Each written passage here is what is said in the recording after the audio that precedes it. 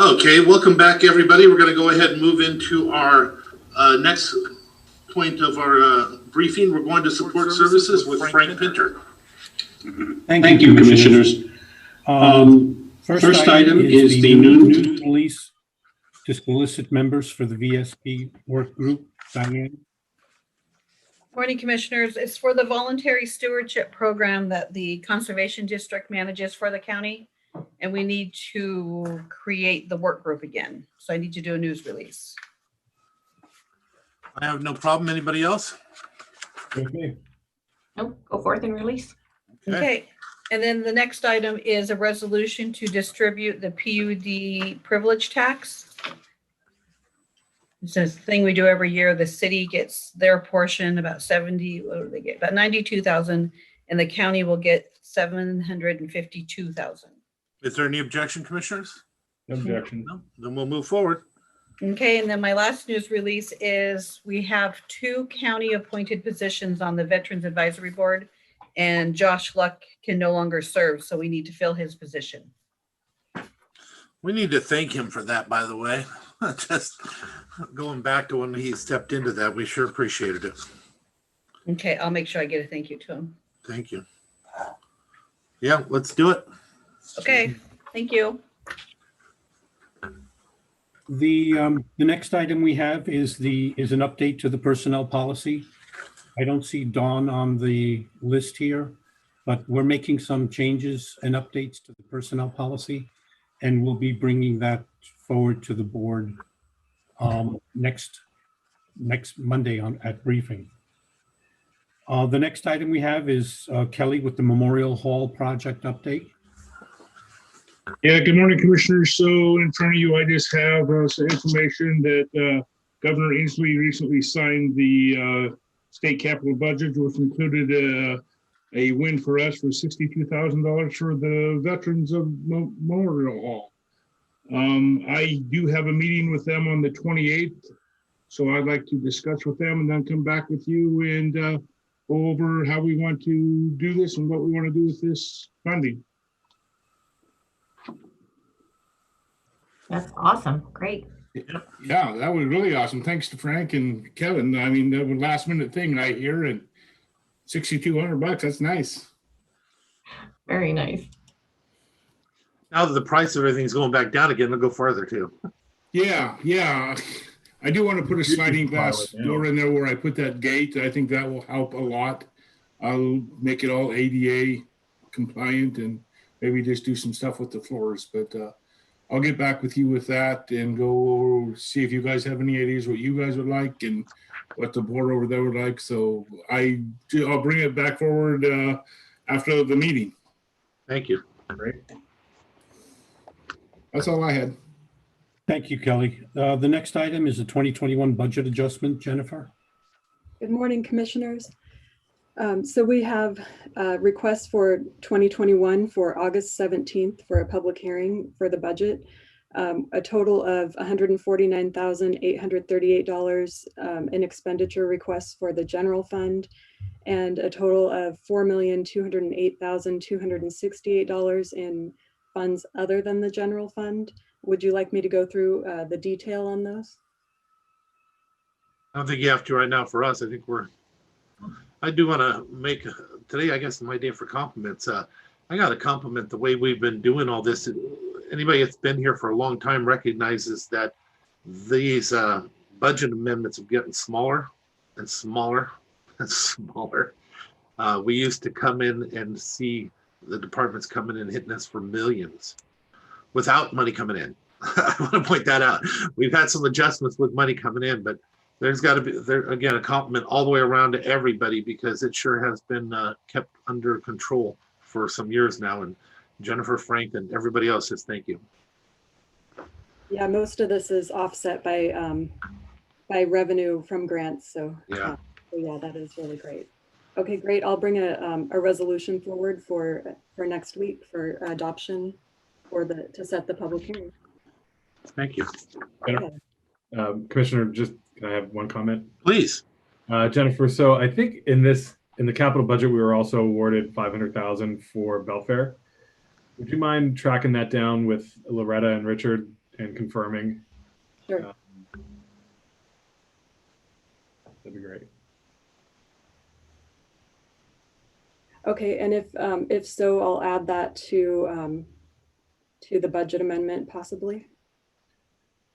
Yeah, I'm not sure when it would typically, hit us, but if it is going to be, soon, it might be good to get it into this supplemental so that we're not doing another one. Okay. Perfect. I will look at that, and I'll send you an email if that's the case, and then adjust the resolution if needed. Great. Okay, thank you. The next thing that we have is I think it was the IT steering committee is next on the list, and so I'm very excited to bring this forward. I think it's been a long time in the making, a long awaited need. So we have a resolution to form the steering committee, and the formal members would include the information technology manager. So that would be Ross McDowell, the network engineer, Todd Cannon, and then a commissioner, which we've decided that would be Kevin Schutte, and any designees that the board decides to be on this committee to help facilitate where the direction that IT is going in the county, and to just form a framework for anything IT related, since IT really touches everything that we do. So so that'll be coming forward, this resolution, as long as commissioners, as long as you agree to that, we'll bring it forward for adoption next Tuesday. Any objection, commissioners? Yeah. No? And you're still willing to serve, Kevin? Because we just piled that on you. There wasn't much of an option there. All good. Yeah, no, it's good. All right. Perfect, thank you. Uh-huh. Okay, and the last thing that I have is the resolution to pay off Building 8, the lower half of Building 8. That's the interfund loan between REIT 1 and County Road. So that will save total in interest of almost $32,000 from REIT to Road. And then the total, which is added to the budget amendment, is $309,385.02. So that'll be a budget impact for 2021 that was not planned for in the 2021 budget, but yeah, will save us quite a bit in REIT and interest, and then it'll bring us into compliance with SAO and their recommendation of not to have any interfund loans longer than 3 years. That's So awesome. I love this. Anybody have any comment? No, I think it's great. What about upstairs? So that was already owned by current expense. Nice. It was just the lower half that Roads occupied and owned. So so yeah, that doesn't need to be. Gotcha. Great. Cool. That's all that I have, commissioners. That's cool. Thank you. Thank you. Thank you, Jennifer. Next item is a letter from the Skokomish tribe. They would like to purchase parcel number 42110-41-00011. It's a parcel that sits off of 101 that is within the tribal area. It's eligible to be sold as direct negotiation. And they're offering a price of $1,664, which is the minimum that the county has as cost incurred in that parcel. Great. Can you kind of tell us what that parcel is? I mean, is it developable? Is it? It's the side of a hill, literally. There's nothing that can be built on that parcel. Right. I think I drive by it often, and it is just the side of a hill. So you're exactly right on that one. Yeah, Skokomish is just trying to consolidate all of their properties within their reservation or their area. As somebody who's worked with the Skokomish tribe, especially from the days of we're trying to fix the Canal Coordinating Council and stuff, I appreciate how they work with us, and I'd like to work with them in return the same. Yeah, I think this is would be a good partnership, a good purchase agreement with the tribe. No issues. Glad to move it forward. Okay, I will move it forward and bring it back to the commission with a resolution. The next item is the ARPA prioritization of projects. What I'm trying to do is to get a final list of what might be a prioritized list of projects within the ARPA eligible programs that we have. Within the last day or two, and even this morning, we received some updates from PUD 1 and PUD 3, as well as some additional information around eligibility. So for the moment, I'm not bringing anything documented forward, but just letting the board know that I am working on a formal list of what might be eligible for ARPA for us to move forward. We received the funding about a week and a half ago, so we can start spending that down should the board decide to do that. Right. I reached out to the PUDs and to the EDC and asked them for their input as well, since this is for infrastructure and things like that. So I think one thing that we need to keep in mind is that the projects have to be completed by 2026. Yep, and that is one additional. I did receive information from the EDC as well, just today, as a matter of fact. So I will be bringing that back next week. You know, I myself, I always have the same issue, and I'll bring it forward again. I just want to make sure that if we're giving money out for people that are not paying their bills, that it is in fact a connection and not just people that don't want to pay and can get somebody else to pay for them. That's my only issue that I bring up there. I would love to see us invest some money into the actual power infrastructure so we can bring those powers to our commercial cores that we know we're running into a ceiling on what we can provide out there. And maybe if we were to offer a big chunk that they could maybe use for offsetting for grants or something, that might help to bring those forward quicker. Because I would guess in the next 5 years, and you've all been involved with this, we're going to be behind the curve in several locations that we are hoping to get construction and stuff to occur on, and a use of power, but it's already being limited by the power that they have to bring them in. So I just wanted to throw that out there. Yeah, I'm 100% in agreement with that, and that's why I've been advocating for us to get this money out to these projects for the past several weeks. And I think that's all included in the correspondence that's been sent to us by PUD 3 in particular. They have a really important substation project. It's not only important for development, but it's also important for grid safety and redundancy. Just a few months ago, we saw all of the issues that happened in Texas when they lost their grid. We're seeing those issues even when we had our heat wave here a couple of weeks ago.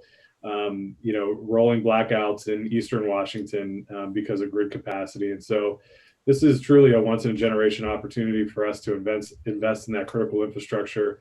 Not that we're bearing the entire burden, but that we're able to partner with them and jumpstart these projects that will provide economic development, but also provide critical system redundancy that I think is important going forward. So whatever we can do to get those things moving, I think there's additional information that PUD 3 sent over that I think is really helpful in understanding the timeline that they're on. These are projects that can be completed within the next 5 years. But there has to be some thought given to mobilizing on the partner side as well. And so we have the money. It'll take us a while to be able to distribute that, but then they also have to take it in, and they have to work through the issues of their matching funding options and how they mobilize their work groups to get the work out. And so that is still a multi-month process. So the quicker we move, I think the better off we're all going to be in getting those projects delivered in time. Couldn't agree more. Thank you, commissioners. Next item is a discussion on the prospects of a lobbyist engagement. There has been some discussion about potentially developing possibly a scope of work for a lobbyist moving forward for Mason County. And the question I have is, what would that scope of work be? And do we want to go out for an RFQ for qualifications of potential lobbying firms and individuals? Since almost the day I got here, I have always been in favor of trying to get some type of lobbying effort and grant writing, a specific grant writer in this county. So I definitely am still in favor of trying to bring something or somebody on board to lobby and bring us the dollars. Yeah, I completely agree. I think, you know, between the three of us, obviously with our own experiences, we've all had an opportunity to work with, you know, different lobbyists and understand the role that they play in helping people, you know, their clients develop, you know, a legislative agenda and then helping execute on that. So I'm really in support of that. And I think having an RFQ might make some sense because there are so many that are out there. My preference would be that it focuses on project funding, transportation and capital, you know, versus waiting too far into the policy realm. I think our associations do a good job at handling the policy side. You know, I would probably weight this heavily towards project funding. Yeah, I agree wholeheartedly. I think it's so important. I think this last capital budget items that we received is proof that it's worth our time and effort to get a good qualified lobbyist to get out there and lobby for Mason County as a whole. So it's I look forward to more discussions and getting a fantastic lobbyist. Right. My belief is lobbying for policy from one county is a weak use of those dollars, because I don't see very much success come from things like that, where going after financial for infrastructure seems to be much easier to accomplish and a good use of our money because we get the money back. So I will put a draft RFQ together for next week, and then we can continue to move forward on that then. Okay. Thank you, commissioners. That's all we have. Yeah. Anybody have anything for Frank? Then how about commissioner discussions? I have something I'd like to bring forward. So out there in the public, with all the changes that are occurring, how they've really hamstringed our law enforcement is, actually, I don't have words. I am so blown away. The more I learn about it, the more confused and upset I get about it. But with all that being said, taking out all the emotions, there is a lot of information, a lot of things that have changed. And then so we have a situation where law enforcement is saying they can't do this. The public is reading it and saying they can do this. I think we're beneficial all the way through if we would invest the money now to set aside and bring in training for this on maybe 2 or 3 times and allow some of the other departments and stuff to get involved. I'd like to ask the sheriff's department whether they'd be willing to entertain that and to do that. And if they would, let's bring in some specialists to help us all understand how to do it, the best way to handle it, keep everybody in trouble, but also what tools our law enforcement has to still protect themselves and what the county can do to strengthen those tools. So I guess what I'm asking for is to allow us to spend a little bit of money to bring in some pros that will both train us, educate us, and maybe even discuss them with the public, because you also don't want our law enforcement to be blamed for things that they cannot do and still follow the law. And, you know, we expect them to follow law. They have to follow the law. And then the public not knowing that that's what they're doing can be detrimental for their belief in our law enforcement. We don't want that either. So I know I'm asking a lot for a lot of different areas of this, but I think that whatever investment we put in with this, it wasn't our fault this came about, but we have to deal with it. I think the investment would be good for the public and for law enforcement and for us. What do you think? So what type of training, or is it more informational tools? Both. I'd like to see us bring in lawyers, people that can actually help us to understand what's happening here that's unbiased. You're going to have a hard time if we tried to ask our prosecuting attorney to do it, because they have to prosecute the other side if something occurs. So I think it has to be from somebody from the outside. I'd like to have Frank or somebody reach out and see what specialists we have that we could bring in. I'll say a couple of things. One, I totally hear you. I think this is we're dealing with probably the most consequential piece of legislation related to public safety in probably, decades. It's changing the face of policing, and there's a lot of unintended consequences, I think, that we're going to be seeing and having to work through. This is a issue that has been that we're really discussing actively on the Behavioral Health Administrative Services Board, because it doesn't just affect law enforcement. It also affects our designated crisis responders, who can't get in there and do mental health evaluations for services, for treatment, for involuntary treatment, without having law enforcement secure the scene. And so we have a monthly crisis care coordination meeting. That's this afternoon. And so I can kind of ask that group what resources might be available. I know they've been working with the sheriff's office and city police, on just sort of navigating this new reality that this law takes effect here in 13 days. And so everybody's trying to do what they can to brace for impact. So if commissioners, if you're comfortable for it, in addition to that, I'll ask for some supports from the BHO and see what we can bring to the conversation from that direction. But this needs to be an all hands on deck thing. So I appreciate you bringing it up, Commissioner. Yeah, I'm very supportive of that, Commissioner Schutte. Commissioner Trask? Yeah, I think it's a great idea. I think there's so much misinformation and misguided information out there that the more that we can make people aware of the consequences of the last session, the better off everyone will be. And that's why I was talking about from different facets and maybe many different ways of bringing that education. Can you imagine our law enforcement right now trying to learn how to do this piecemeal? The dangers it'll put them in when they think they can't do this or they think they can do that. We don't want to put them in danger. And at the same time, we want to be able to educate every department that needs to deal with it and the public. So again, the more facets I think we do on this, I think this is a good investment, I guess is what I'm saying. It's going to cost us. But, we always talk about training, how training is important. Whenever the budget goes bad, training is the first thing that gets cut. This is a training opportunity for all of us, and I think it's well worth the dollars. I know that the sheriff's office is on top of all the changes and everything else. So I think the more training would be for the general public.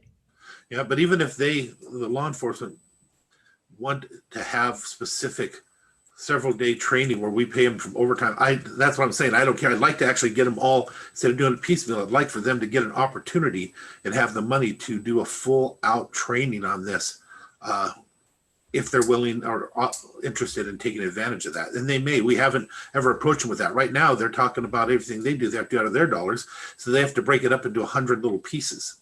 That's one of the things I'm concerned about, is allowing them the opportunity to bring everybody together in the same room, at least in chunks, for that training, if they're interested. But it's their barbecue on that end.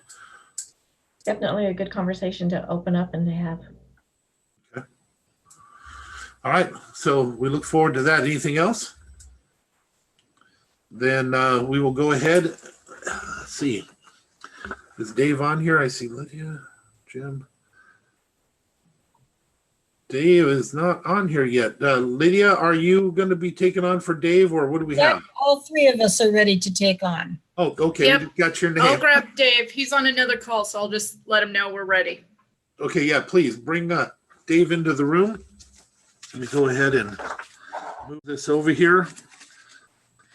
So we're going to go ahead and start a little bit early with community development, community services. Lydia, would you like to kick off? Sure, I'd be glad to. What I have is our contract renewals of our homeless crisis response system that we get our commerce grant the housing grants that we get that we then pass on to our subcontractors, which at this point are Crossroads Housing, Community Lifeline, Shelton Family Center, Turning Point, and Community Action Council. So these are our, this is the big, huge every 2-year contract that we do, coming through again for renewal from 21 to 23 for over, well, for 2 years, for almost $4 million. So just wanting to move that forward to the action agenda and get those all signed. Commissioners? Looks good to me. Okay, we'll move forward with that. Welcome, Dave. Hey, bouncing from meeting to meeting. Hey, Lydia, on the what you just brought forward, Yes, when's sir. the last time we had a brainstorming session to look at maybe new opportunities, new ways of doing things within the confines of what we're required to do? We kind of have those every month with our Housing and Behavioral Health Group Advisory Board.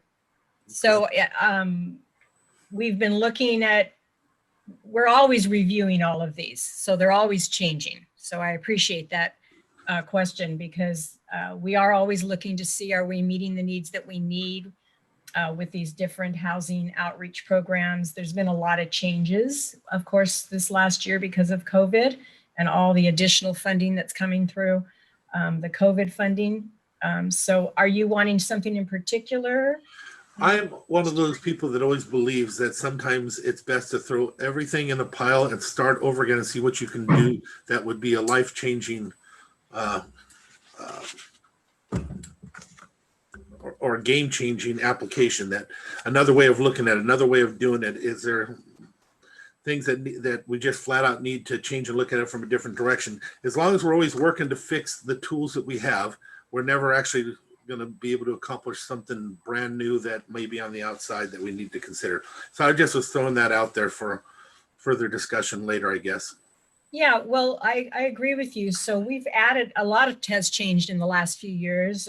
We've got a lot more youth services that are going on, and that's all things that have been brought by the community. So I think that's one of the goals of the Housing and Behavioral Health Group, is to always be aware of what the needs in the community are and what the community is coming up with to say there's gaps in services. So from that, we've had a lot of things change. But yeah, we can always be looking for more things to improve and change on. This particular grant does have a lot of very strict guidelines, because this is the Housing Consolidated Homeless Grant. So we have to basically take everything from them. Yeah. It's our 2163 money where we move around and do different things with, but this is mainly the Consolidated Homeless Grant. Yep. It has its rules and regs and who can use it, et cetera. So, but always still trying to improve. Okay. All right. Anything else on that from anybody?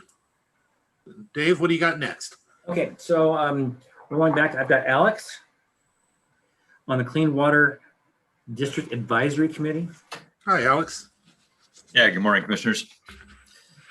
So we've got our Clean Water District Advisory Committee brought for each day. This is a kind of a next step with our Clean Water District work that we passed in May, which included an advisory committee to kind of oversee the implementation of our district plan and future projects and grant work.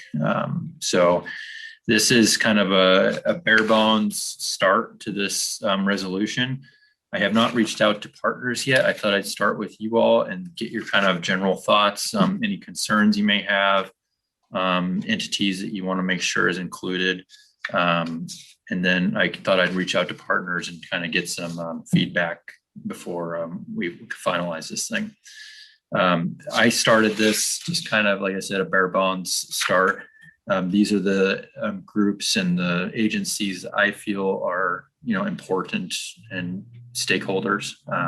They're also the ones that I've found in our current advisory groups that are consistently active in our decision making. So any thoughts or comments? I'd appreciate it. Of course, the Hood Canal Corning Council Alliance of Healthy South Sound, we have some advisory groups, or it's not even an advisory group, it is a having a hard time with my communication today. It is basically our experts in the field, and each one of them has a committee for that. Maybe we can reach into them. I'm hoping we're going to focus a lot on PIC programs, so I'd like to reach in and get people that have the education on that and how we can strengthen our programs there. I would love to see us reach out and ask for the representatives from the Skokomish tribe that sit on the Hood Canal Coordinating Council, or some of the other alliance councils or something. So they're already on board and already know what it is instead of trying to start from new. Yeah, I like that idea. I think it would be helpful to have people who are doing the same work, participate in both this and the other two organizations. Overall, that I think this looks really good. I think this is a great start. Just when you have one representative from City of Shelton, are you intending that to be staff or someone from the council? In the past, that was staff. Okay. I think the city engineer is the one that is participating in our Oakland Bay Clean Water District Advisory Committee. Perhaps we can leave that up to the council to decide how they want to man it. What do you think, Commissioner? Yeah, that would be fine. I mean, obviously, we have, ours seems to be geared toward the elected level for the commission seat on there, as we have we have a staff position already on there as well. So yeah, providing them a little bit of flexibility, if they have a council member that would want to join that, great. If they want to defer to staff, that would be fine too, I guess. So Alex, on the Oakland Bay Clean Water, ecology participates, and so does the State Board of Health. Are they necessary, do you think, to be a part of our Mason County new board or new committee? Yeah, and I think this is where we could get some feedback from you all on partners. But my general thoughts are, this is going to be a public meeting. Anybody is going to be available to come to these meetings. I run these advisory committees, pretty relaxed atmosphere and taking comments from anybody that wants to participate. Yeah, they might not be have that voting role, but I don't know if we need to dive in and include every state agency that's involved in water quality, I guess was my thought on it, but we certainly can if that's what you think needs to be there. No, I'd rather not. Yeah. The input is great, but having voting rights, I think, is pushing it. And just to jump in, I think until we get the RIA 15 and 14 rules wickered out through ecology, it might be a good idea to leave them a little bit separate from this piece of work. Well, I definitely would prefer not to have them as voting members. We definitely need to go ahead. I want to make sure that whatever monies get spent come through the commission and be approved that way, though, too. They can vote on whatever they want, but I don't think we want to empower them to vote to decide whatever monies are spent.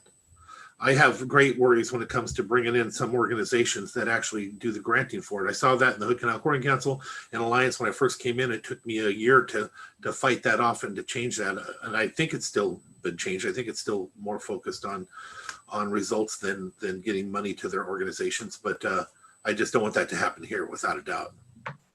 Yeah, I think it's a good reminder that this is an advisory committee, and they'll simply be providing that advisement for you all to be the actual decision makers. It's definitely important to involve our state agencies. I just don't know if we want, to me, this advisory committee is more of like a local input of agencies and partners that want to be involved in our Mason County efforts. And so that's where I started with it. Looks good to me. So I'll reach out to some partners, Hood Canal Coordinating Council, definitely our tribes, both our tribes, Alliance for Healthy South Sound, and I'll probably include our Lower Hood Canal Coalition, some other partners that we just commonly work with. I'll reach out and get some feedback and bring it back for you all. Great work, Alex. Thank you. Thanks. All right, Dave, what else you got? Okay, next we have Alex and Kel on the monthly permitting and complaints update.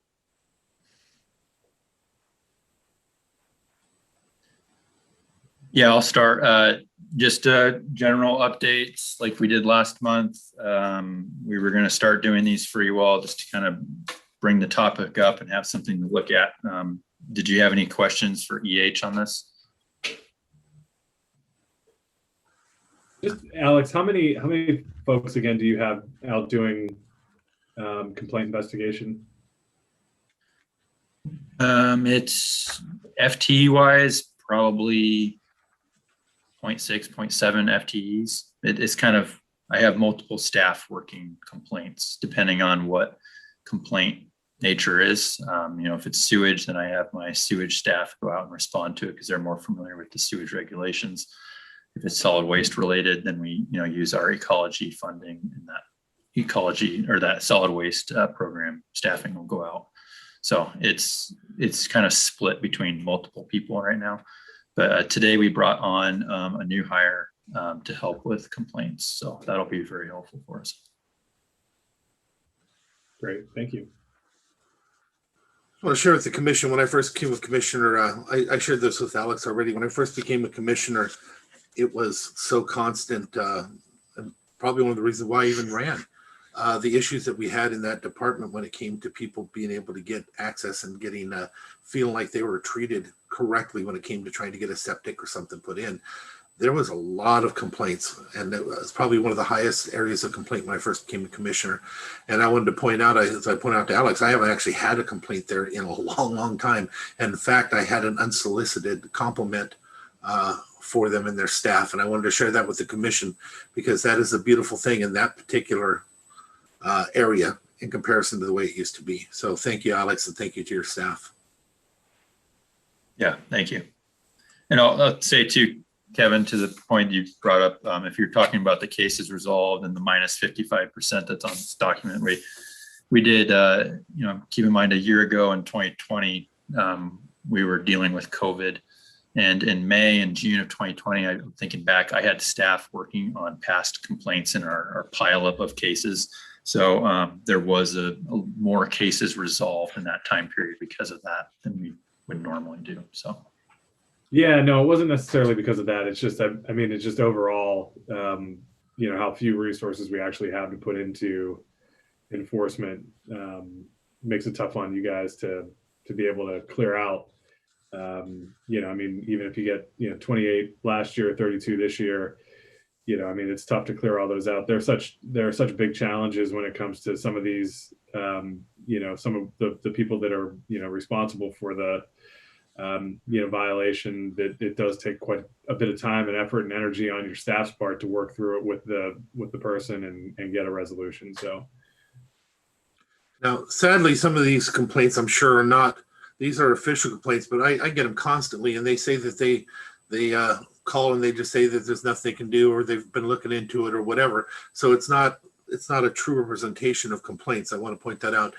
I hope that someday, commissioners, that I understand that the city is different from the county, but boy, they have been really, really good at closing out some stuff as of late. They have different rules and regulations, different powers that they've given for their people. They have a young lady named Shannon over there who is a game changer all by herself. She goes and she has tools to actually push it all the way through to the end. We might want to consider somehow finding a way to do some more of that in the county. Perhaps even reach out and try to hire somebody like that or her to come in and help us to do stuff like that. Because I'd sure like to see tickets written, things happen that actually bring about more action than what we do. At the same time, the one thing I do remember is me and David talked about it. We also have so many people that we don't want to give them no option because they end up, on the streets and creates a whole new problem. And I understand that, but boy, there's just so much of it and very little we can do about it at this point. I'd like to find a way to get a hammer involved. I think it's also difficult because we're limited as to what we can do by the laws and the legislature, and so it's difficult for us to move forward unless we follow every step and make sure that everything is done. So Alex is doing the best he can with what he has. And again, I've talked to Dave about that too, and they're talking about shortening it down and finding a way to put the hammer down earlier on some things. They do have that ability. We've got to figure ways to empower them to do it. Dave, you want to talk about that for a minute? No, and we are talking about that. And I've talked with a couple other municipalities, and they seem to have a little easier time with things than do counties. So looking to see if there's anything we can bring from municipalities over that works. I mean, some of them just go directly, directly to a fine, bam, $500, bam, $500. So, but what we're finding is even when we find people, the fines don't get paid. So we're trying to figure out what is a solution that works. And to bring up one that came up this morning, I talked with Commissioner Trask about one that came in on Friday, and a very upset one of our customers. He went to record a form, and it wasn't the font was too small, and the auditors weren't able to record the form. And in tracking that down, what we're finding is just something really simple. Alex and I talked about this morning, and I talked to Jill about it, is that some of our forms are 8.5 by 14. And when somebody prints them out at home on 8.5 by 11, it compresses the form. So Alex and I talked about it. We'll look through our forms and see if we can eliminate some of those complaints up front, because what happens is the font gets too small for the auditor's office to accept it for recording. So Alex and I are going to do an audit of our forms and see if we can kick those over maybe to a 2-page form and solve that problem. Although we've done 2-page forms in the past, and that created its own set of problems because people don't bring in the second page of the form. So we're just going to take a look at our forms and get with Jill over at the auditor's office. So we're constantly looking at trying to improve processes. It seems like every time you build a better mousetrap, you have other mice come along. So with new permutations to the problem. So, but Alice is working on it, and we continue to work on that. I think we have do we have a meeting this afternoon, Alex? 3 o'clock? Yeah. So every other week we do meet as code enforcement and go through some of these cases, because some of them do require both environmental health plus planning or building to be involved. So some of them get pretty complex pretty quick. It might be a good idea to just reach out to the other departments too, that use the forms or have to file the forms, just to reach out and see if there's any tweaks that need to be made to the forms to make it easier for our residents to. Well, we put together like an afternoon workshop with Jill and other departments. Maybe we put that together. Yeah, that'd be cool. And I'm sure that there's a commissioner available that wouldn't mind sitting in if you need one. All right. Well, I'll get with Alex and get with Jill, and we'll see what we can come up with. Yeah, I thought I'd just add to the, I appreciate the recognition that we're dealing with a lot of complaints, and I recognize that you all are intaking those as well. So we are looking at it. I have kind of drove into our regs, and I do see some room for improvement. But at the same time, we don't have the capacity to even follow the regulations and the procedures that we have set currently. And so that's what I thought I'd start with, is let's see if we can get some extra staffing in place to follow those and be more active towards our current regulations before proposing new. And so that's why I appreciate that approval on the extra hire. That'll really help us in that nature. And then we'll be able to kind of fine tune our regulations as we move into the next few months. So now what about the building permit side of this? Kel? Hey there. Hi. Hi. Yeah, what questions do you have? Well, I guess I'm just looking at it, and I still don't see where we have separated out some of the easier stuff. I see that there is a lower number for the manufactured home, but pole buildings would come under garage or storage or carport or deck, and those are so far out there. I'm not understanding why we're still not trying to separate out some of the easier ones and get them off the plate quicker. We are, it was identified in that lien process, as you know, and so we do have different tracks. And I am finding from the building department that some of the easier projects, like the remodels, and can be more difficult. Yep. But Todd and Josh are working on, and I believe so. Hopefully, You'll start seeing numbers that will look different than this in the next month, but they are working on the different tracks and looking at things that can be approved, not necessarily over the counter, but when they come in, get a planning and a building person to look at it and be able to, if it's something easy that can be signed off and not have to sit in the queue, we're doing that as well. So. Okay, thank you. Commissioners? That's positive. I appreciate that. I'm glad that the lean process is working. So thank you so much for all your time and effort and putting in, that you put into that as well. And if I can jump in, we did, Stephen Scott is now back and in, rolling along with plan review. So that's helping as well. Cool. All right, what do we got next, guys? Okay, let's see, back to Kel again for Belfair EIS. Okay. So I briefed, I believe last week or maybe the week before that we are amending the contract. I did get contact sheets today, so I've got an amended scope and budget, and I will send that over to Diane and Mackenzie for you guys to look at that. So I don't know if this is something we could put on the action agenda for Tuesday, and I could brief again on Monday with those so that you have those numbers in front of you. But we are looking to increase the budget by $58,000. And this is for the expanded scope to deal with utilities, water, so the wastewater treatment facility and some water issues, as well as a small amount for transportation. So we did get some expanded comments from WashDOT and from both the Skokomish and Squaxin Island tribe. And so in order to address those items, we've, like I said, we amended the scope. And I've got those tasks.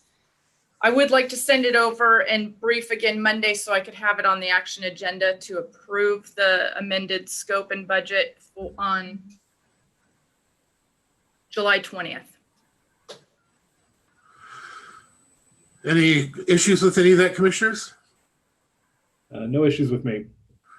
Nope. Sharon's looking at her calendar. You know where my head goes, right? Yeah. Yeah, no, I'm good. Okay. All right, great. Commissioners, this is Diane. I had a question. Yes, Yep. Diane, please. Is that 58,000 that Kel's talking about, maybe Jen knows, is that included in Jennifer Byerly's budget amendment coming up? Or does it need to be added? Well, and doesn't even need to be added because It will need to be added because I just got it this week. So Jennifer hasn't had an opportunity to see this yet either. Well, you need to give that to her ASAP then, because what we're doing, commissioners, so it doesn't have to come back for us for her to move that forward. Or actually, Jennifer is on, I see. Are we okay with her adding that to the list? The budget. Yeah. I am. Yep. So Jennifer, if you can hear us, we're okay with adding that to the list. Okay, great. I'll add it. Thank you. Thank you. And I'll send that to you as well, Jennifer, so you have the detail. Perfect. Thank you. And I just want to thank both Richard and Loretta for, doing a lot of work on this EIS as well. So just appreciate that. Okay, next item is Kel again. And this is the Permit Center Extension 352. Yeah, so our Permit Assistance Center, of course, we've been open to the public again for quite a while now. The permit techs, we do shut the Permit Center from noon to 1 for the lunch hour. And I had asked TJ in IT if we would be able to shut our phones down as well during that hour with a voicemail just indicating that we were closed for lunch and we'd open, or, to call back at 1 o'clock. That is something that we can do, and we tested it out and it works. I'm asking permission to be able to do that on a permanent basis so that we, for our clerical staff, so that would be their lunch hour. For the most part, they take a half-hour lunch, and this would give us opportunities to have throughout the week being able to have meetings to talk about just issues that are constantly arising, plus our long-term goal of records management and converting paper into digital, etc. And so because there's a huge body of work there and we don't really have any processes in place, we're trying to get those set so that no matter who's here, it'll, anybody can pick up that work and continue forward. I feel like this is probably a 10 to 12 year project on getting all of our paper digitized. And so anyway, I just thought that the closure for noon to 1 would be a good opportunity to allow the clerical staff and permit techs as well to just kind of have that ability to meet impromptu.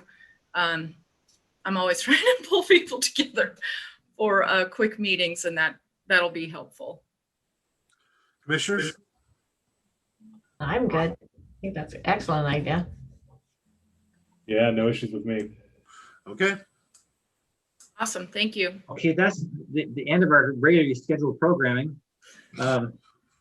What I've got now is, I do want to talk about Wednesday. So on Wednesday, I've got a project accounting session with Munis. So it's an all-day training.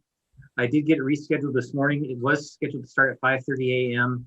And I got a hold of them on the East Coast and said, can we bump that back just a wee bit? And they agreed that we could start at 8. That would be good. So actually we're starting at 8:30 and it does go all day. So Commissioner Trask, I'll be missing your Shelton meeting at 1 o'clock.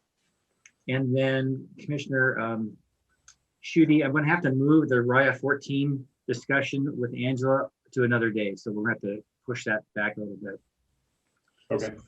And then once I finish this project accounting class with Munis, and Casey's going through this as well, what I would like to do is sit down with me, Casey, and Jennifer and do a compare contrast, and then how do we do consolidation of the processes. So because DOH has their thing, and we need to figure out how we blend that into Munis. So I'm hoping to gain that from this class on Wednesday, and hopefully bring that around so that we have a little bit tighter and a little bit better universal look at it. So that's the goal for Wednesday. That's kind of my big push this week.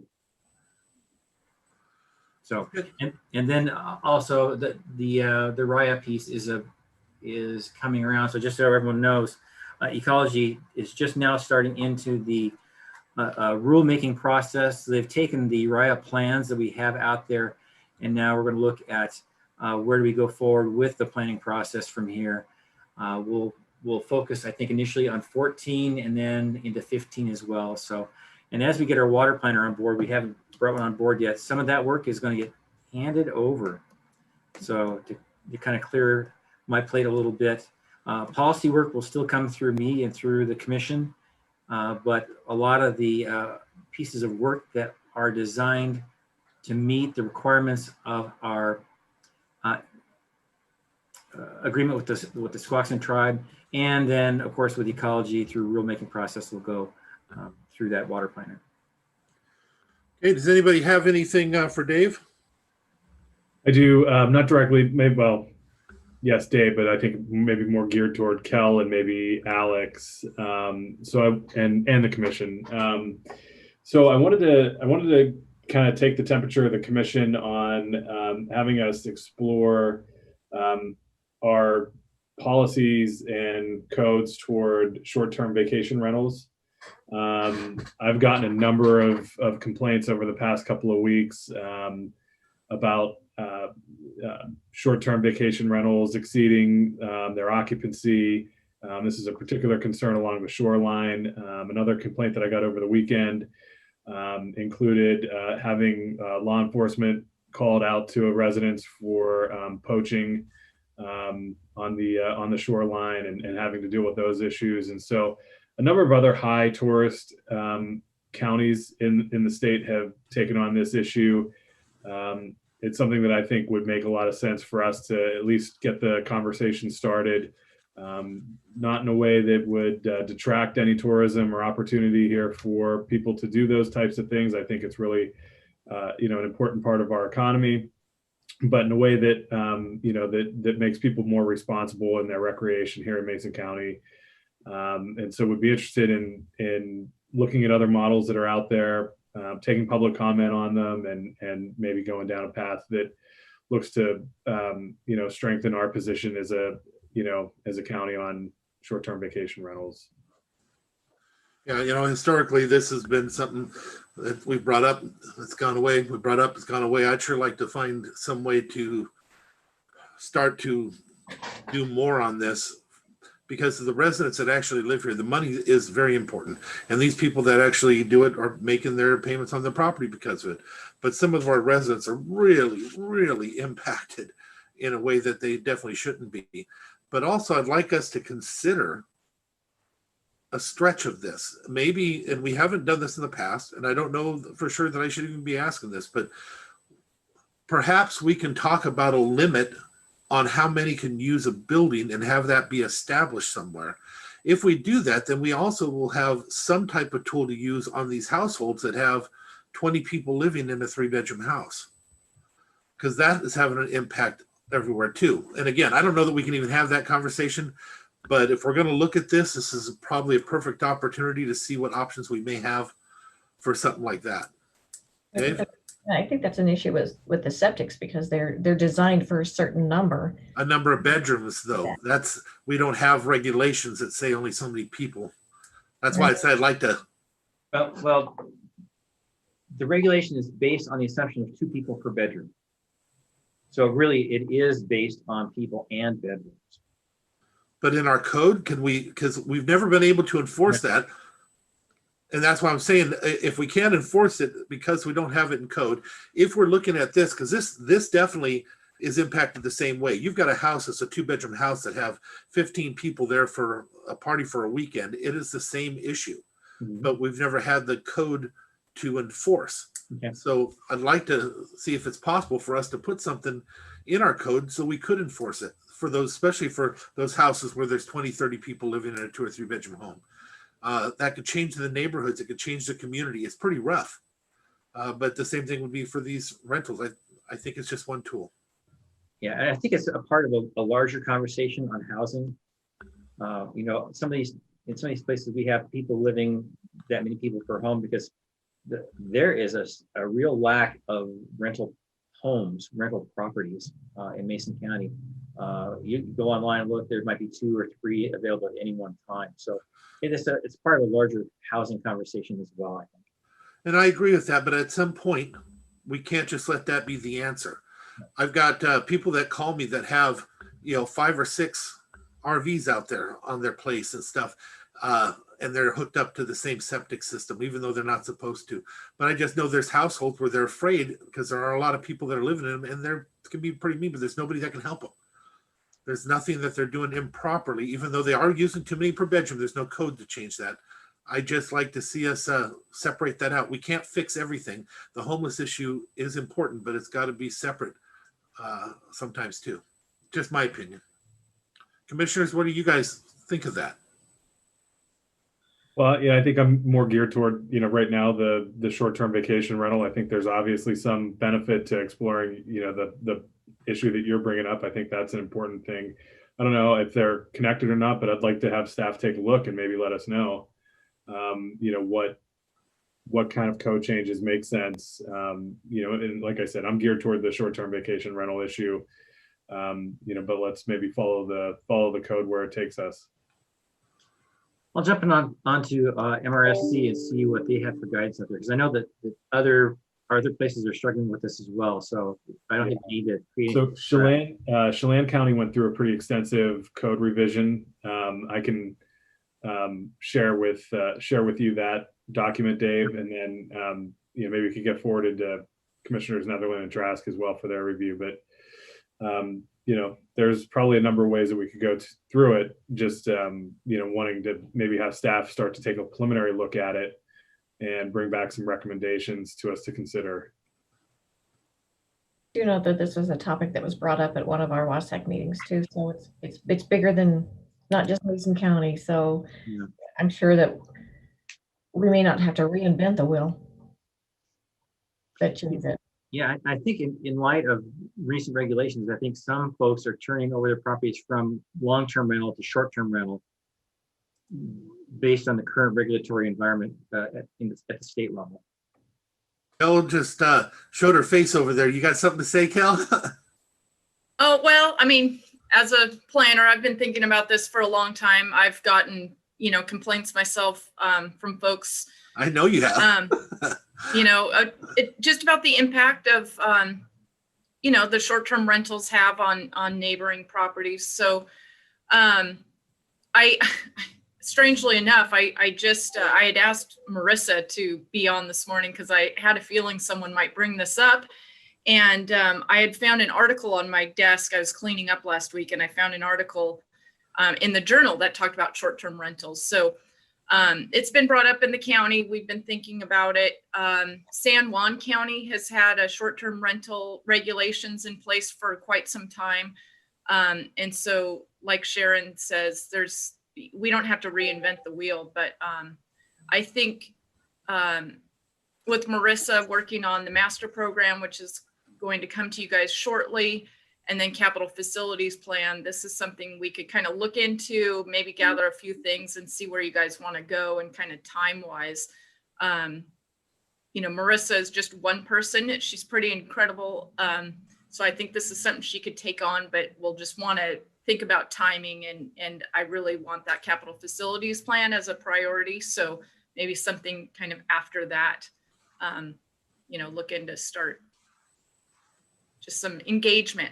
And I see Jennifer Baria is on, and I'm just sort of curious, if you don't mind, just Jennifer, maybe offline, you and I could have a discussion about kind of your thoughts on the economic development end of this issue. Absolutely. Excellent. Okay, anything else on any of that? Yeah, if I could, just to advise the commission on what we're doing currently with those. We do get complaints in EH on, the short-term rentals and occupancy issues. So right now, there is some language in our state code around failure and, non-compliance with, the occupancy of a permit. So there is some stuff that we do with that. I hate to advertise to our caseload, but so we do tackle those as best we can. And really what we're achieving out of those enforcement cases is the advertisement, the posting of the actual place to get it in line with their septic system capacity. So where our goal is to try to get them to stop advertising as a 12-bedroom house or a 12-bed house, and get it in line with whatever, their occupancy load is for the septic system. But at some point, we have to have some type of penalty for these type of things, or it'll just keep continuing, regardless of what we want or hope. If you were a motel or a hotel, I know there's got to be a limit on how many can be in that building or in that room. Certain types of regulations, especially in cities and stuff like that, if possible at the county level, we need to look at treating these Airbnbs like a hotel, and with certain regulations that come with it, an actual business, because it's different for a monthly rental. Somebody living in there for 6 months a year. Just a thought, we might be able to look at this through the lens of fire code. That's one of the things I was thinking about. Thank you. Any other questions on any of this? We're running a touch behind, but I still think we need a 5-minute break if everybody's comfortable with that. Good with me. Okay, so we will be back at 10:40, please.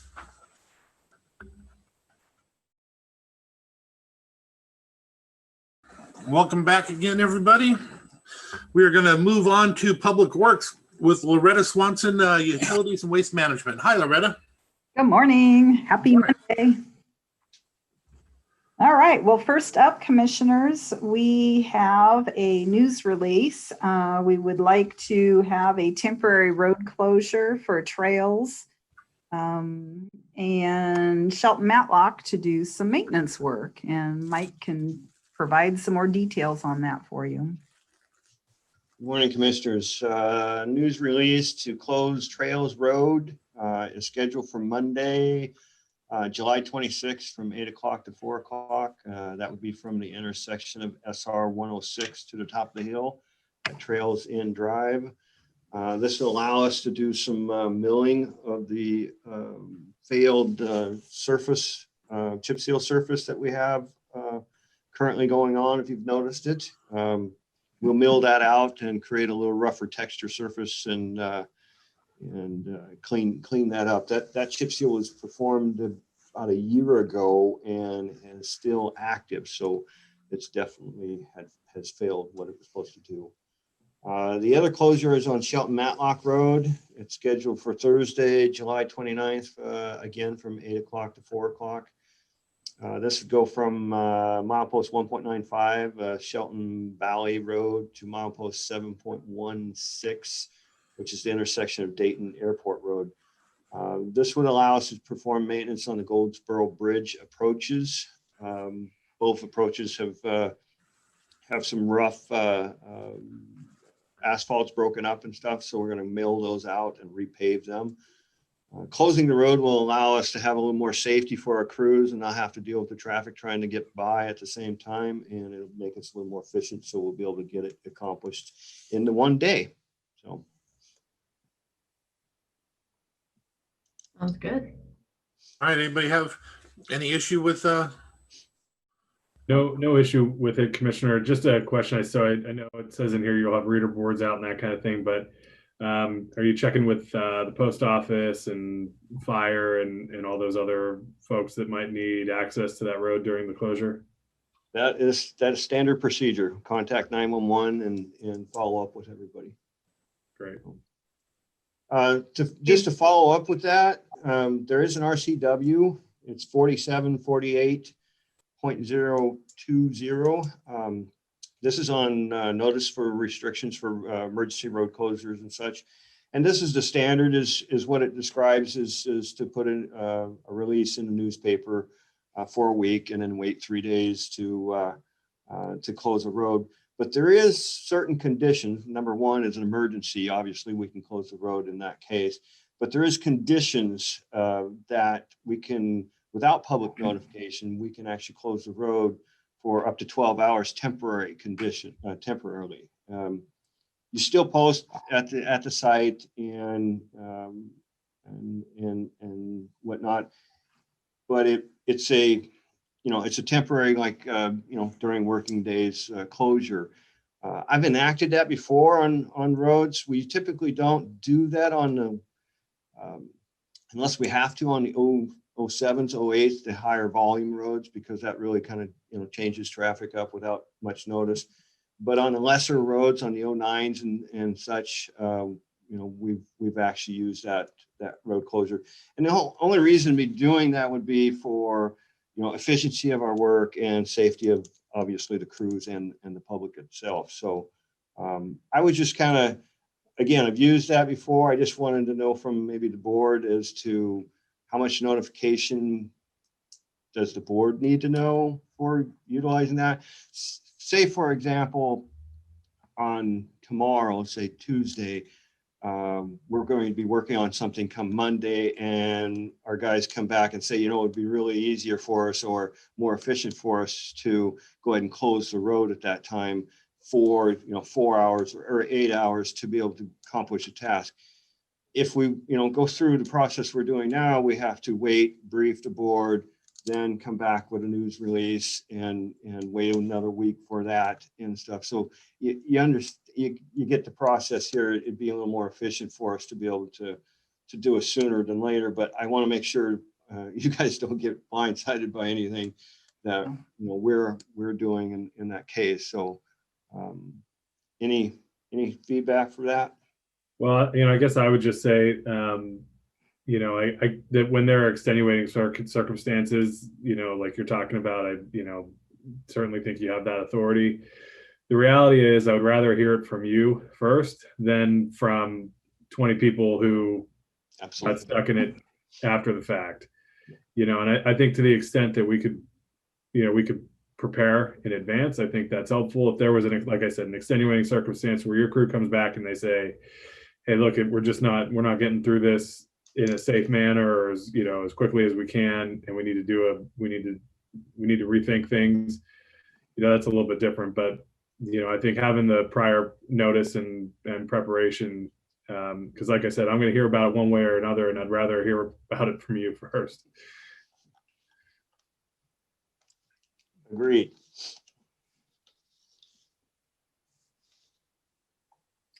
Commissioner, you're muted. Any comments, any thoughts, Commissioner Trask? I agree. It's better to be prepared than not. And I have no issue either. Our next item is a cooperative agreement between Mesa Transit Authority, allowing them to use to operate the transit service out of our Cole and Pickering Roads park and ride. They will be maintaining striping, signage, and the illumination. And we will be maintaining the rest. You've seen the work that they performed on Cole, and they're actually working on Pickering. It's quite the project there. So this allows them to continue their operation and improve those sites. I know the one on Cole is looking pretty amazing. It is. They're looking great. Yes. Yeah, so much cleaner. It's just, I like it.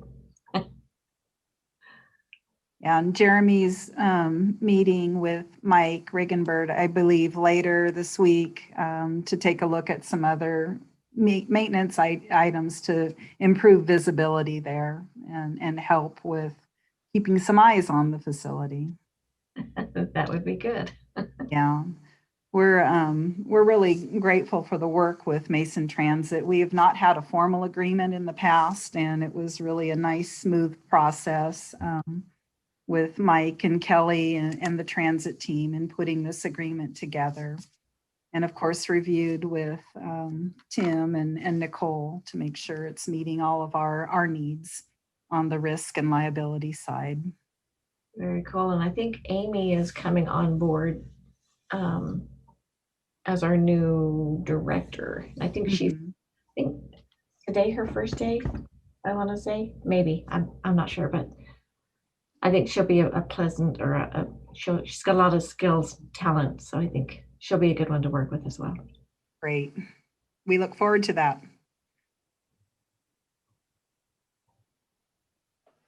Hey, what else have you got?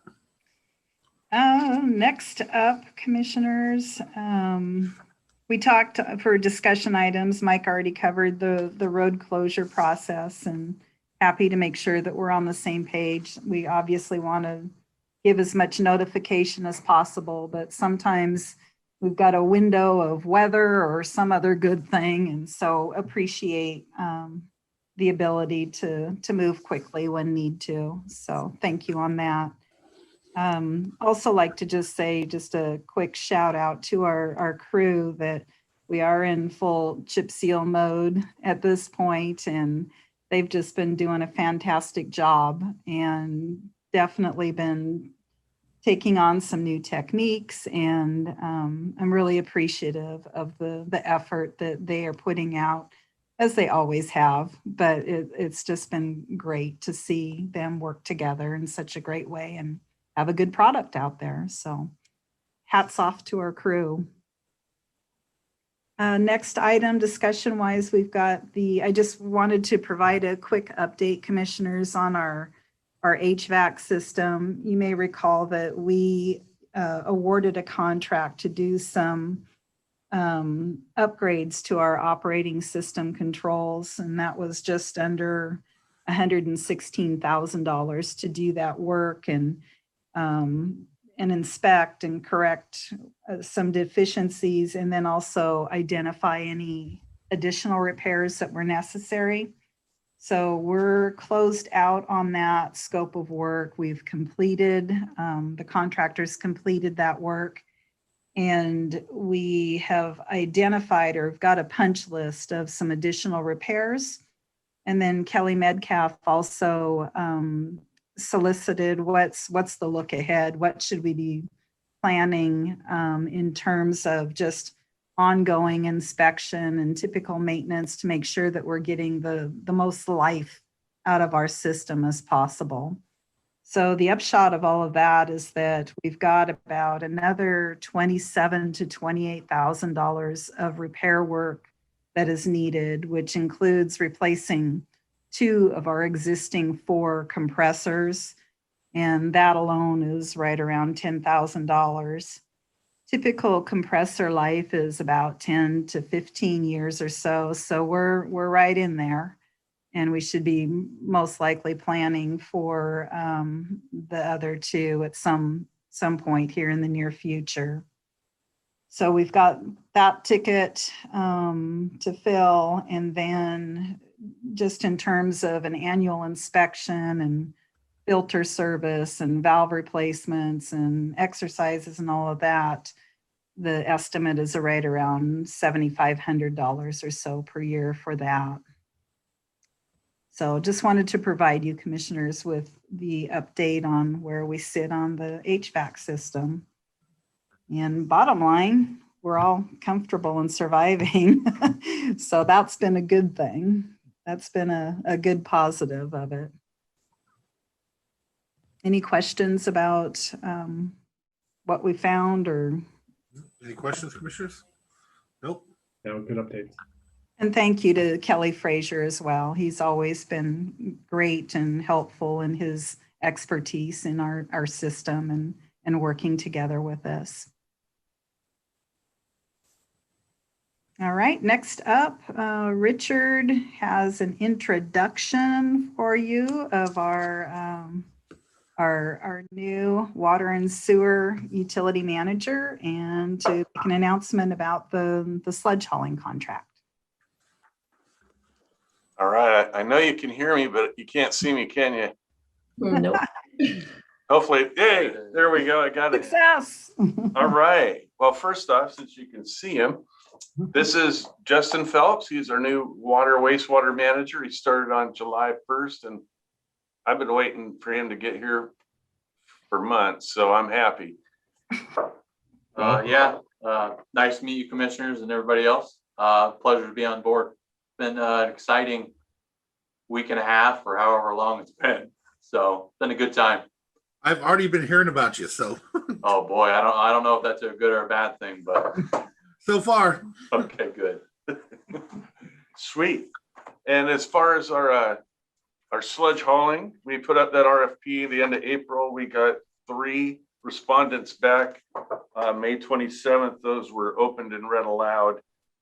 And after evaluating them, Tribeca Transport has come out as the low and responsible bidder. We'll be paying less than we're currently paying now. As the further away we go, Belfair, that's where we'll be saving 9%, and Russellwood, it's up to 31% cheaper than what we're currently paying. Good deal. Great. Yeah, and we checked around, checked their relevant and similar work and other jurisdictions they've worked with, and they do have a great reputation. So we're excited to work with them. Very cool. One other thing we'd like to bring up, since besides sludge hauling and having a new employee start, is we'd like to recognize a few of our current employees, actually. Lindsay Beam and Christina Mink have both passed their operator group 3 tests. Good deal. Which is, really good deal. I mean, they came here with nothing, and that's awesome. And Kenny Oberg is scheduled to take his group 3 as well. So they're progressing wonderfully. Richard, I was here when we had a point where we had none of them. Right. Oh, no, that's really good news. It's very impressive. It's a tough exam, and really hats off to our folks. That's great. Yep, that's what we like to see. Very cool. Congratulations. You bet. Thank you. Yeah, pass on our congratulations to them too. You bet. I'll pass it on. Yep. All right. That's all I got. Do you have any questions for me? No. Nope. Looking forward to a tour. Yeah, thank you again very much, Richard. And welcome aboard. Welcome home. This is the best place in the world to be, I guarantee you. awesome. Sounds like it. Loretta? That's it, commissioners. And you've got some goodies for us. Commissioners, you have stuff for Loretta and staff? Okay. Dang it. Here I go, Loretta. Sorry. All right. First question I have is Ready to rumble. First question is more of a request. I know it's not our bailiwick, but at the same time, I'm getting calls, several, and I just even had another one just now reminding me. Highway 302, it's just out there on the outer regions there, that dip. It is not flagged for motorcyclers, and literally I'm getting calls from not one, not two, but 3 different people that almost got hurt there. If we Okay. can ask the state to please get some type of notice, because they don't always take 302, but with the traffic we've been having for summer, they've decided to, and they're getting a big surprise on that motorcycle as they're going by. Okay. Second is, how much are we paying for those speed signs? Do you know by chance how much we paid for the last ones we did? The speed sensors? The ones that were installed in Hoodsport? The one, yes, but the ones I'm talking about more are along the lines of the ones that you. Oh, the little portables? Yes, I absolutely am so proud of you for coming up with those. They look so permanent and everything. It's a complete different animal. And I'm hearing from the places that we're putting them, how happy they are to see them, and that it is having an impact. I served with the commissioner, said those are worthless at one point, and I remember that argument, and I actually started to believe the argument, but I'm telling you, the more I see them and the more I'm hearing from them, they're not worthless. And I know myself, I still hit the brakes when I see the red light flash, at least on the other ones. So what do we pay? What do we pay for those? Yeah, I want to say around 10,000. That's what I was thinking. Now, on that, I met with some members of TipCap. Did they mention to you anything about an idea of putting together, buying numerous of them, perhaps 10, and having them go through a cycle on a yearly cycle or every 6 months, going through TipCap, the idea of placement where they could go and having them go out there? Yeah, they have not yet, Commissioner. Our meeting, our TipCap meeting is this Wednesday. So Oh, I thought it was yesterday. Sorry. yeah, Or so I we'll thought it probably was- get hit up on that. Okay. All right, excellent. And then the last thing is more for the public. Victor was mentioning how proud he is of our staff and how great the chip seal projects are and stuff like that. And he was shocked to find out how many of the public lose their mind when we are doing chip seal. And I want to remind the public that their perception of what's happening is sometimes not exactly accurate. Sometimes chip seal is not just being done because you have a complete collapse of a road, but it's being put in so that you don't have a collapse of the road. They're complaining about McEwen Prairie. There was work that was done there, and chip sealing was necessary for different reasons. But also, again, I want to remind them, as everybody wants to go to asphalt, the cost difference is exponential. And on top of that, sometimes chip seal over the asphalt extends the life of that asphalt. So if you're out in the public and you're getting ready to post on Facebook to kill these people for it, it's not accurate. The way it's being done is why we have such great roads in Mason County. And you go over to Kitsap or Thurston and you'll find as soon as you hit their roads, it all changes. They're not just wasting money as you would think. They're actually thinking it out. There's alligator on the road that you may not have seen or noticed, cracks that you may not have seen or noticed, but our staff does. And so these decisions are just not made willy-nilly. They are made to save us money and to save us time in the long run. So please consider that when you're losing your mind out there in the gravel. And one more thing, I understand and appreciate the complaints about the rocks coming up, but I can assure you if you're doing the actual speed limit and given a distance like anybody else, you're not going to have as many issues with rocks hitting your car either. Those areas are actually, they ask you to go very slow for a purpose. So I just wanted to throw that out. I've gotten a lot of calls in the last week and a half, a lot of them, and a lot of people from using the Johns Prairie run or the McEwen Prairie one. I just don't understand the anger and the animosity that could come from that.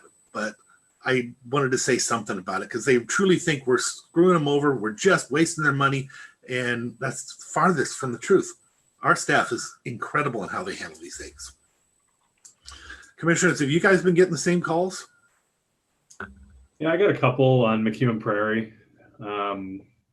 And I mean, there's a claims process if, people's damage is, to that point. But outside of that, I mean, it's just the typical don't like to be stuck in construction traffic and what are we spending the money for? But I was happy to I got stuck in construction traffic 4 times over a 2-day period last week. And only half of that is my fault for not changing my travel plans. So I could have went a different way, but I didn't So I have nobody to blame but myself, but tis the season, right? I mean, the weather's good.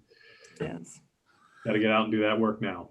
I was in the same traffic jam. It was amazing. I actually called because they were going into the intersection, but then once I got past where they had the flaggers, those poor people from the other direction were 3 or 4 times longer in line. So they were trying to do it and speed them through. I just don't know what to do about that, because when you get into an intersection, it hurts more than just that area. But I don't know. That was the state. That wasn't ours. And our folks got me through pretty quick up on top.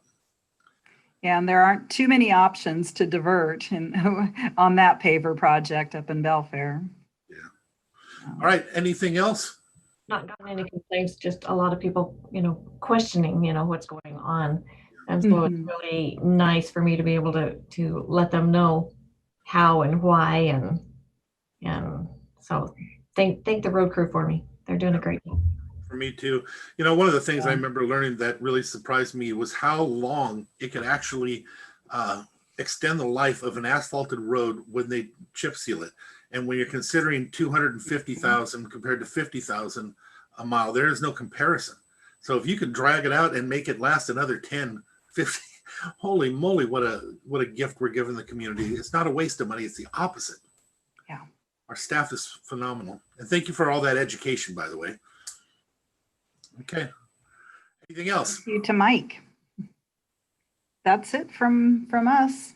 All right, guys, and thank you very much. Next up, we have at 11 o'clock, which 11 to 2, so Superior Court, Judge Goodell. Good morning, Commissioners. Jim Madsen here. I'm not sure if Judge Goodell is going to be able to make it on or not. He's on the bench right now. And so we've got 3 items. I think I'll start with the 2 that I was going to brief. And then in the chance that Judge Goodell is able to get on, he can be a part of the final item. And so first item that I have is our Juvenile Detention Alternatives Grant. As I briefed last time, it is grant season. This is another one of the grants that we've had now for about 10 years that provides monies for us to do alternatives to our detention center.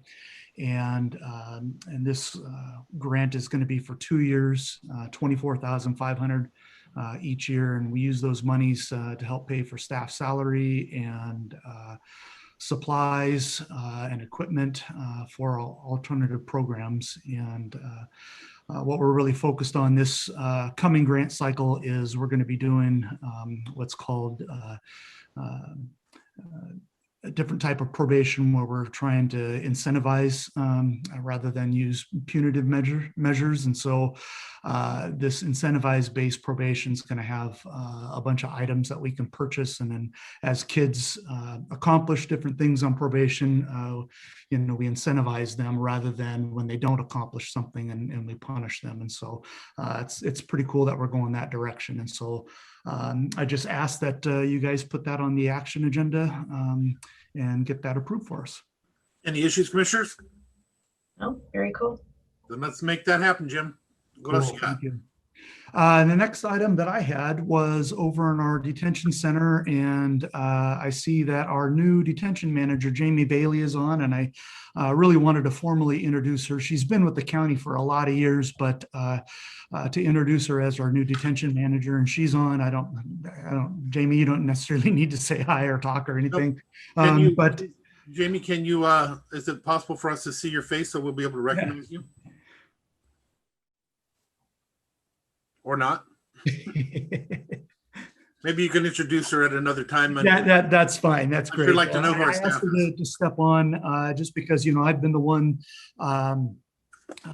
so frequently briefing in front of you guys when we have different positions that we're looking to try to fill. And I just got a message from Jamie that she does not have video. She's actually working in the cage right now. And so it's probably a good thing she's not on video. So basically what we're asking for is we've got 2 vacant positions right now in detention, and I am just asking to fill one of those. We work really hard to be efficient over there, and right now by having 2 vacant positions, The difficulty is that we have extra help staff that we call in when staff are out sick or on vacation, but we also use those when we have vacant positions. And so it's really taxing on our extra help pool when we have vacancies. And so I'd like to fill one of those. The position that we're looking at is one of our kind of core positions that I call it, meaning that we run with typically 2 staff on each shift, a male and a female. And this position that I'm looking to fill is the male spot. I'm not sure if it's going to be a day shift or an evening shift. Union contract allows for bidding, but that would get us back to our core of 8 staff. That 9th position we're going to keep vacant for right now until we'll just have more discussion about that. And so it's already, time, I take it. What's that? During budget to put that into that pocket? Yeah, absolutely. We're always trying to save money over there. And so this position that we're asking to fill is fully funded. And actually, we've saved some benefits the last couple months not filling it. So if we could be allowed to get that filled, that would be great. Commissioners, you supportive? Good with me. Yes. Okay, Please great. do, Jim. Thank you. And so the last item, and I don't see Judge Goodell on, and so I'm just going to go forward with it. He's been in front of you several times to talk about the process of the reorganization, and that first phase was myself and getting Jamie Bailey hired as the detention manager. Second phase is for us to look at our general superior court functioning and staffing, and we're still in that process. But what's become apparent is that we're struggling with support staff up in the Superior Court office. And some of that is historical, as I put in my briefing document, where some counties have judicial assistants that are assigned to each judge. We're not necessarily structured that way. Our judicial assistants have different functions that they provide. And we've had that same staffing structure from when we had 2 judges, and now we've got 3 judges as well as a nearly full-time court commissioner. So there was a need before for this. With the reorganization, the outgoing Superior Court administrator used to do a lot of covering when people were out sick or on vacation or just heavy workloads. And the nature of my position is I have less of that time to do that because I am down at detention, down at juvenile, doing those kinds of things, and I'm not always in the office. And so it's become very apparent that we need to have some more support up in Superior Court.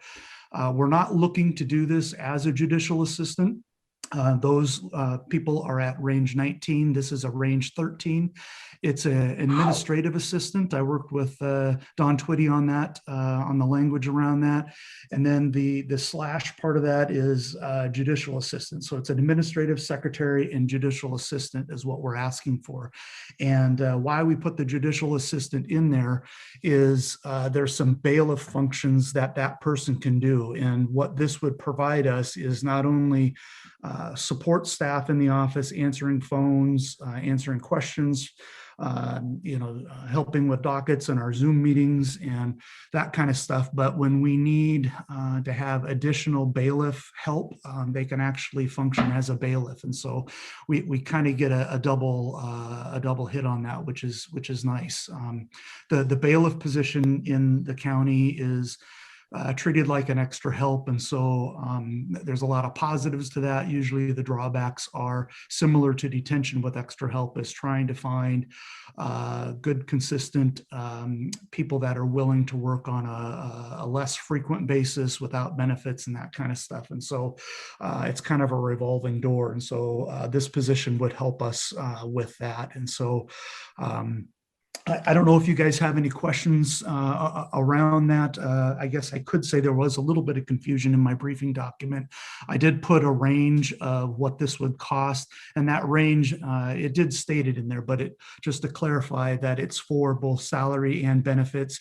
And I was making the assumption that the benefits would be at the highest level. Of course, we wouldn't know what this person would be choosing for benefits, but that's those dollar figures that you see in there.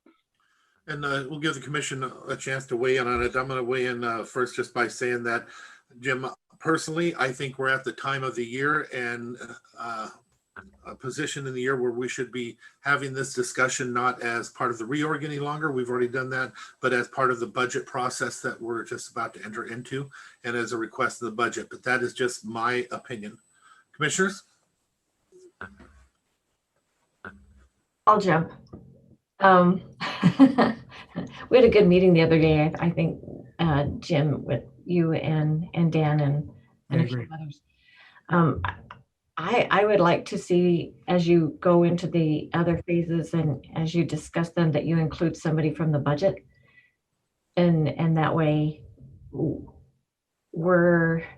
don't know, I would just like to see things a little bit more structured going forward and more open, just so that we know what your phases consist of, and just so that we know how it's going to impact the budget in the future. Does that make sense?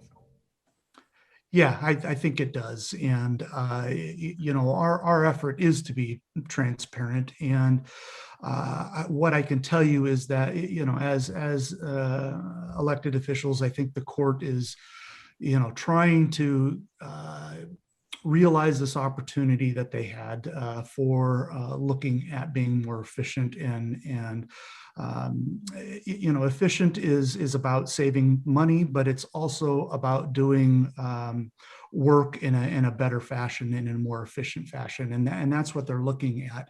And the phased approach was, being thoughtful about what it is that they want to do, and not to come to you guys without having put a lot of thought into what are the needs of the courts. And so if there is an ask, that we've thoroughly vetted that ask and prepping ourselves for the future. And so the phased approach again is really the phase 2 is just looking at Superior Court. That's where we're at. That's where this ask is coming from. And to you, Commissioner Netherland, I can tell you, I totally appreciate that. We're bumping up against the budget process. But this ask, to be frank, I've been pushing for several weeks with the judges on this, that we're walking a thin line up there. All it takes is one person out sick for any number of length of time, people out on vacations, and we're scrambling up there, and it can be difficult. So that's the purpose of why we're asking now, and why I would say, I got no problem putting this as part of the budget process, but the need is really immediate. I completely understand the need, especially, I worked in the prosecutor's office and understand the important role that the court plays in the complete system. And so are you in favor of adding this position? Is that what, I'm honestly trying to figure out where we're at on this. I haven't heard from Commissioner Schutte yet, but are you advocating adding the position, or? Not at this time. I would prefer that it comes to, and then I would also like to have it go before HR, so that they could either recommend, because I value their input. Good point. That's why we have it. Yeah, and I didn't see that HR gave us their position as to whether or not this position should be approved or not. Yeah. Commissioner Schutte? Yeah, so I'm not sure that I think I'm not sure that I needed a recommendation necessarily from HR to approve or deny a position. I mean, I don't know that that's their function necessarily. I do think, I get the position that you're in, Jim, and I know that there's a lot of pressure right now. But I do think we need to hold tight for a little bit here and look at the incoming preliminary budget. We've been in progress the past several months, addressing a number of offices that are having similar issues, and so just trying to get this put in the proper context of where we are with, the county budget as a whole. And so I think the way it stands today, I would prefer to see this as part of our budget deliberation going forward. And I do get the need, so I understand that. So if I hear it correctly, I think we have 3 commissioners requesting that it be included in their budget. We're not saying no, we're just saying that it's be included in the budget process and be decided in the budget process. Is that what I'm hearing? Yep, that's me. That's what I'm saying. Okay, that's where we're at, Jim. I think we have 3 of them that way. No, I appreciate that. And just so you know, I did go through HR on this and got their feedback on the scope of the position, the job description. And I was on the thinking, like Commissioner Schutte, that, the Superior Court's asking for this position. And so we've determined that there was a need, and that's why we brought this forward. But just so you know, absolutely, we partner with the appropriate departments and will continue to do so and have HR involved in any part of this. So Jim, just so you know, and for the other commissioners, why I think in the HR aspect of it is anytime we create a position, I think it's important that those parameters, how it's set up, does not interfere with any other position that may be a union or anything. And so it should be structured in that manner before we look at them. That's the only reason why I think HR should always be in. Absolutely. And I think Dawn Twitty, when she gave her approval, I was taking that as she had gone through that vetting process. So that's what I was assuming. Okay. Okay. Well, thank you guys very much. I appreciate your time in listening, and we will have it as part of our budget process, and you'll hear about it here again in a couple months. Okay. And Jim, before you go, commissioners, do you have any questions or anything for Superior Court? Do not. All right, Jim, thank you very much. Yeah, sure. And you know what, I failed to say, part of what this request was too, and I understand the decision's already been made, but just so you know, the courts, all the courts, and I'll take the liberty to speak for all of them, as we're opening up, things are really busy over there, and there's a lot going on through all levels of the court system. And so our buildings are being used a lot. We're having a lot more trials. We're having a lot more hearings. And so it's just a busy time for all the courts over there. I just thought you guys would like to know that. You probably knew it, but just so you know, and now we've got the moratorium on evictions is going to be, it was kicked out until the end of July at this point. That's another bow wave of stuff that we're not quite sure what that's going to look like when it hits. But, it's just a busy time, as I think it is probably for a lot of departments as we're starting to open back up from the pandemic. So I just wanted you guys to have that information. So thanks. Jim, when we spoke before, let us know if you guys need additional funds or additional people, because the ARPA money, that is part of what it is for to get the backlog caught up. But once the backlog is caught up, so that would just be a temporary position. I would be more in line of doing something like that to help us get the backlog caught up at this point. Sure. And Judge Goodell and I briefly spoke about that. And if you could clarify, did I hear correctly that it was identified by 2024 to be expended by 2026? Is that the kind of timeframes that those funds are available, or am I mishearing that? 2026 is the deadline. It's the drop dead has to be done. Gotcha. Okay. Thank you. So Jim, just to let you know, I also see a difference between a full-time position and a temporary position to overcome issues that have arisen because of what we're dealing with. And, I'm not making a decision that way. I'm just saying that I support what Commissioner Trask just said, because I also see things the same way. So you might want to consider that. Sounds good. I'm going to bring that back to the judges and we'll discuss that further. And if we have any changes or a different type of request, we'll come forward with it. Okay. All right. We thank you very much. You have yourself a great day. Great. Thank you, guys. Appreciate it. Commissioners, next up, we have commissioner discussion. Is there any other commissioner discussion? If not, I'll entertain a motion to adjourn until 2. Second. All in favor, say aye. Aye. Aye.